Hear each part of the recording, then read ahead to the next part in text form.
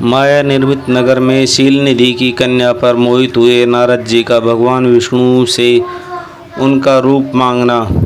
भगवान का अपने रूप के साथ उन्हें वानर का सा मुँह देना, कन्या के भगवान को वर्ण करना और कुपित हुए नारद का शिव गणों को श्राप देना। सूत जी कहते हैं, महर्षियों, जब नारद मुनि इच्छानुसार वहाँ से चले गए तब भगवान शिव की इच्छा से माया विषादन श्री हरि ने तत्काल अपनी माया प्रकट की। उन्होंने मुनि के मार्ग में विशाल नगरी की रचना की, जिसका विस्तार 100 योजन था। वह अद्भुत नगर बड़ा ही मोहित था। भगवान ने उसे अपने वैकुंठ लोक से भी अधिक रमणीय बनाया था। नाना प्रकार की वस्तुएं उस नगर की शोभा बढ़ाती थी। वहाँ स्त्री पुरुषों के लिए बहुत से विहार स्थल थे। वह श्रेष्ठ नगर चारों वर्णों के लोगों से भरा था। वहाँ शील निधि नामक ऐश्वर्यशाली राजा राज्य करते थे। वे अपनी पुत्री का स्वयंवर करने के लिए उद्यत थे तथा उन्हें महान उत्सव का आयोजन किया था।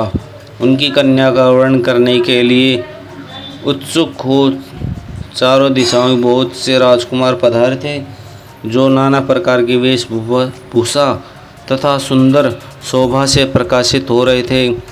उन राजकुमारों से वह नगर भरा पूरा दिखाई देता था। ऐसे सुंदर राजनगरों को देखकर नारद जी मोहित हो गए। वे राजा शील निधि के द्वार पर गए। मुनि शिरोमणि नारद को आया देखकर महाराज शील निधि श्रेष्ठ रत्नमय सिंहासन पर बैठाकर उनकी पूजन किया। तत्पश्चात उनकी सुंदर कन्याओं, जिसका नाम श्रीमती था, बुलाकर और उससे नारद जी के चरणों में प्रणाम करवाया। उस कन्या को देखकर नारद मुनि चकित हो गए और बोले, राजन, यह देव कन्या समान सुंदरी महाभाग कन्या कौन है? उनकी यह बात सुनकर राजा ने हाथ जोड़कर कहा, मुनि, यह मेरी पुत्री, इसका नाम श्रीमती है। अब इसके विवाह का समय आ गया है। यह अपने लिए सुंदर वर चुनने के लिए निमित्त स्वयं वर में जाने वाली है। इसमें सब प्रकार के शुभ लक्षण लक्षित होते हैं। महर्षि, आप इसका भाग्य बताइए। राजन के इस प्रकार पूछने पर उसने विहेल हुए श्रेष्ठ मुनि नारद उस कन्या को प्राप्त करने की इच्छा मन में लिए राजा को संबोधित करते हुए इस प्रकार बोले, भूपाल, आपकी यह पुत्री समस्त शुभ लक्षणों से संपन्न है, परम सौभाग्यवती है। अपने भगवान महान भाग्य के कारण यह धन्य है और साक्षात लक्ष्मी की भांति समस्त गुणों की आगार है।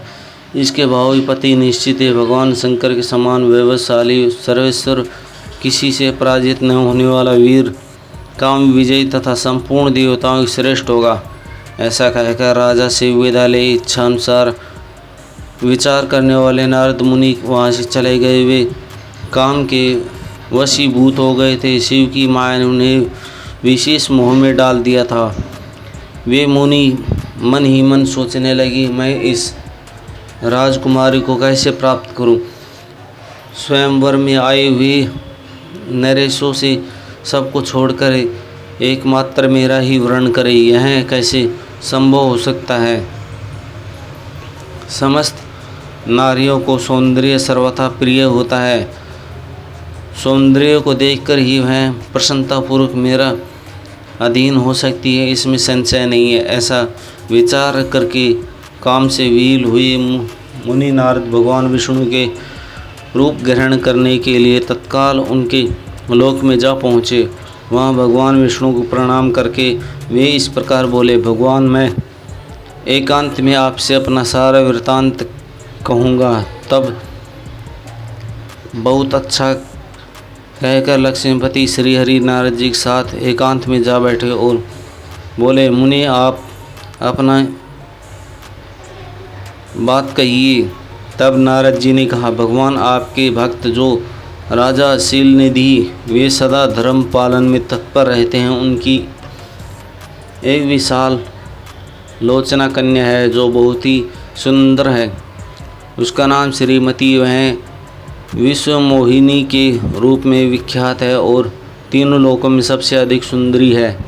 प्रभु, आज मैं शीघ्र ही उस कन्या विवाह करना चाहता हूँ। राजा शीलनिधि अपनी पुत्री की इच्छा से स्वयंवर रचाए, इसलिए चारों दिशाओं से वहाँ सहस्त्र राजकुमार पधारे। नाथ, मैं आपका प्रिय सेवक हूँ, अतः आप मुझे अपना स्वरूप दे दीजिए, जिससे राजकुमारी श्रीमती निश्चित है मुझे वर ले।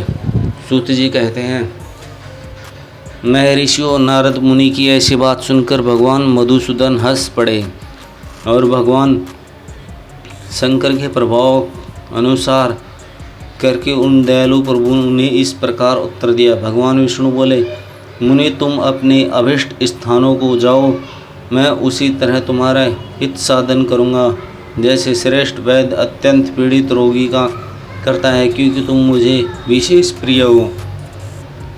ऐसा कहकर भगवान विष्णु ने नारद मुनि को मुक्त वानर का दे दिया और शेष अंगों में अपने जैसे स्वरूप देकर वे वहाँ से अंतर्ध्यान हो गए। भगवान की पूर्व बात सुनकर वे उनका मनोहर रूप प्राप्त हो गया समझकर नारद मुनि वहाँ बड़ा हर्षित हुए। वे अपने को कृत्य मानने लगे। भगवान ने क्या प्रयत्न किया है, इसको वे समझ नहीं सके। तदंतर मुनि श्रेष्ठ नारद शीघ्र ही उस स्थान पर जा पहुँचे जहाँ राजा शीलनिधि राजकुमारों से भरी हुई स्वयंवर सभा का आयोजन किया। विप्रव सरो राजपुत्रों से घिरी हुई है दिव्य स्वयंवर सभा दूसरी इंद्र सभा की समान अत्यंत शोभा पा रही थी। नारद जी उस राजसभा में जा बैठे और वहाँ बैठकर प्रसन्न मन से बारंबार यही सोचने लगे, मैं भगवान विष्णु के समान रूप धारण करने हुए हूँ, अतः वह राजकुमारी अवश्य ही मेरा वर्ण करेगी, दूसरे का नहीं। मुनि श्रेष्ठ नारद को यह ज्ञात नहीं था कि मेरा मुँह कितना कुरूप है। उस सभा में बैठे हुए सब मनुष्य मुनि को उनके पूर्ण रूप में ही देखा। राजकुमार आदि कोई भी उनके रूप परिवर्तन के रहस्यों को नहीं जान सके।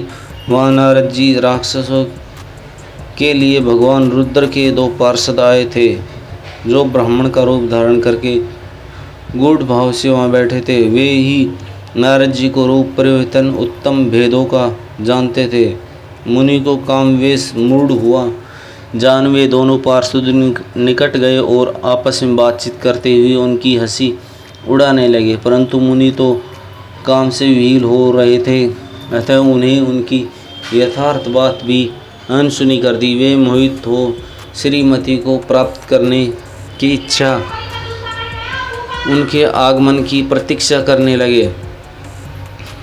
इसी बीच वहाँ सुंदरी राजकन्या स्त्रियों से घिरी हुई अंतपुर से वहाँ आई। उसने अपने हाथों में सोने की एक सुंदर माला ले रखी थी।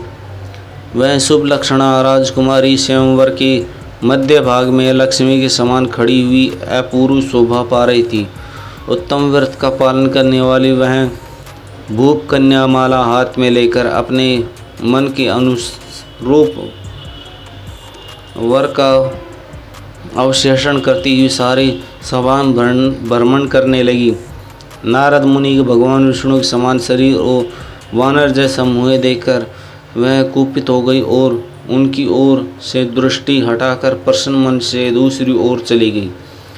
स्वयंवर सभा में अपनी मनोवांछित वर को न देखकर वह भयभीत हो गई। राजकुमारी उन सभा के भीतर चुपचाप खड़ी रह गई। उसने किसी के गले में जयमाला नहीं डाली। इतने में ही राजकुमार समान वेशभूषा धारण किए भगवान विष्णु वहाँ आ पहुँचे। किन्हीं दूसरे लोगों ने उनको वहाँ नहीं देखा, केवल उस कन्या की ही दृष्टि उन पर पड़ी। भगवान को देखते ही उस परम सुंदर राजकुमारी मुख प्रसन्नता से खिल उठा। उसने तत्काल ही उनके कंठ में वह माला पहना दी। राजा का रूप धारण करने वाले भगवान विष्णु उस राजकुमारी को साथ लेकर तुरंत अदृश्य हो गए और अपने धाम में जा पहुँचे। इधर सब राजकुमार श्रीमती की ओर से निराश हो गए। नारद मुनि तो कामदेव से आतुर हो गए थे, इसलिए वे अत्यंत भील उठे। तब वे दोनों विपर रूपधारी ज्ञान विषाद रुद्रगण काम विहील नारद जी से उसी क्षण बोले। रुद्रगण बोले, हे नारद, हे मुने, तुम व्यर्थ ही काम से मोहित हो रहे हो। सौंदर्य बल से राजकुमारी को पाना चाहते हो। अपना वानर के समान घृत मुँह तो देख लो। सूत जी कहते हैं, मैं ऋषियों उन रुद्रगणों का यह वचन सुनकर नारद जी को बड़ा विस्मय हुआ। वे शिव की माया से मोहित थे। उन्हें दर्पण में अपना मुँह देखा। वानर के समान अपना मुँह देखकर वे तुरंत ही क्रोध से जल उठे और माया से मोहित होने के कारण उन दोनों शिव गणों के वहाँ श्राप देते हुए बोले, अरे तुम दोनों ने मुझे ब्राह्मण का उपहास किया, अतः तुम ब्राह्मण के वीर्य से उत्पन्न राक्षस हो जाओगे।